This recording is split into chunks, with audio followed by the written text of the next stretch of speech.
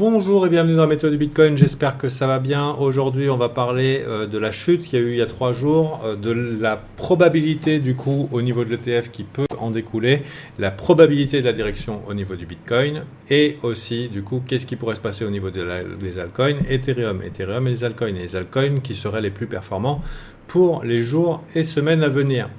Donc le fait qu'on ait eu un gros flush qui a purifié l'intégralité de la map des fundings, c'est très très positif. Il faut savoir que la plupart des longs se sont fait sortir. Donc ici, c'est pas que les gens ne soient pas bulls, mais que parmi les survivants qui étaient en mode levier exagéré, ils se sont fait liquider. Ils se sont fait liquider. Pourquoi? Parce que la plupart des altcoins sont arrivés se sont fait purifier avec des mèches de 30 et quelques pourcents, 20 à 30%.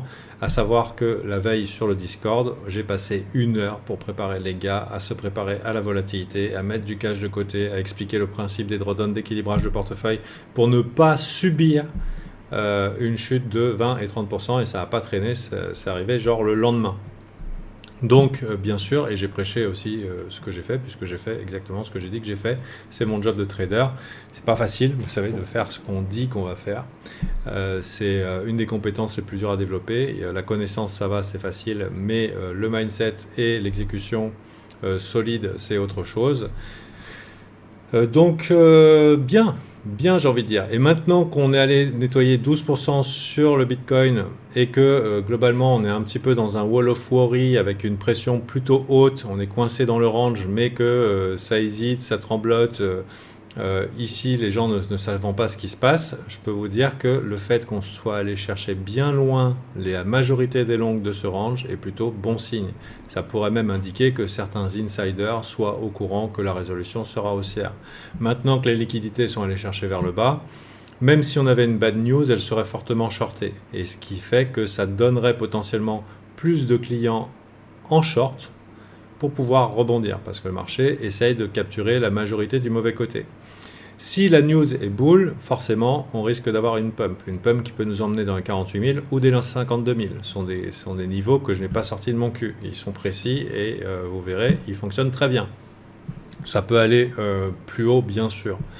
Mais on peut avoir sur une news un petit peu trop bullish un événement tel qu'on a connu ici. C'était la pump à Elon Musk. Ça veut dire que on a un événement très bull et finalement il est ravalé. Pourquoi? Parce qu'une exagération des positions dérivatives à levier.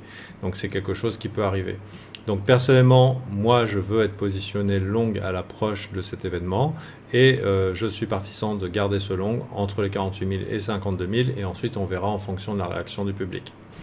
Donc voilà, pendant qu'on a eu un dip de 12% ici, au niveau des altcoins, on a eu une chute de 25 à 30% sur les altcoins les plus forts. Beaucoup de cette chute ont été ravalées. Et si vous êtes holder, vous avez pu voir que votre portfolio était quasiment à la TH de cette année.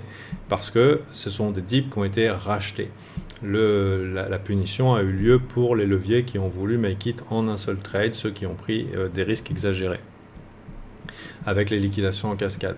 Maintenant, on a pu identifier des coins qui ont rebondi fort et rapidement. Il y a eu ARB, il y a eu Pendle, il y a eu LDO, parmi d'autres coins, mais tout ça pour vous dire que de manière ciblée, il semble que dans l'écosystème Ethereum, on a un narratif qui est en train de se préparer. Et c'est normal, si jamais l'ETF est accepté dans les jours qui viennent, la logique, après une petite poussée ici et un Ethereum BTC qui nous fait une mocheté comme ça, la logique c'est que le BTC se stabilise puisque la news est arrivée, soit réintègre dans son range et ne fait plus rien, et ensuite ETH BTC repart vers le haut. Pourquoi?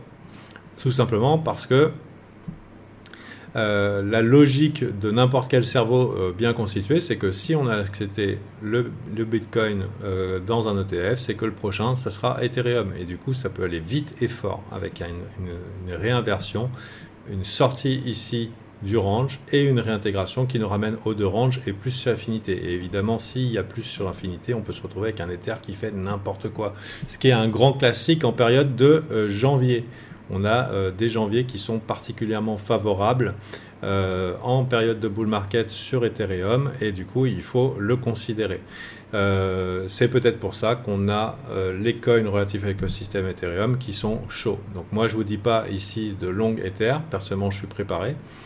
J'en ai en spot, mais le bon play c'est les autres coins de l'écosystème Ether, et a priori d'être exposé en position longue en vue d'une annonce positive sur le Bitcoin. Pourquoi? Parce qu'on allait chercher de liquidité vers le bas. Si ce que je vous ai dit vous a plu, et si vous vous dites moi aussi j'aimerais être capable de faire ce genre d'analyse et d'avoir le mindset et les stratégies pour pouvoir réussir en trading, c'est mon job de coach chez Alpha Team. J'accompagne mes gars à trouver leur stratégie, à développer leur mindset et de les exécuter jusqu'à obtenir une rentabilité consistante. C'est pas le mot, c'est un mot que j'ai pris de l'anglais, mais disons une rentabilité durable.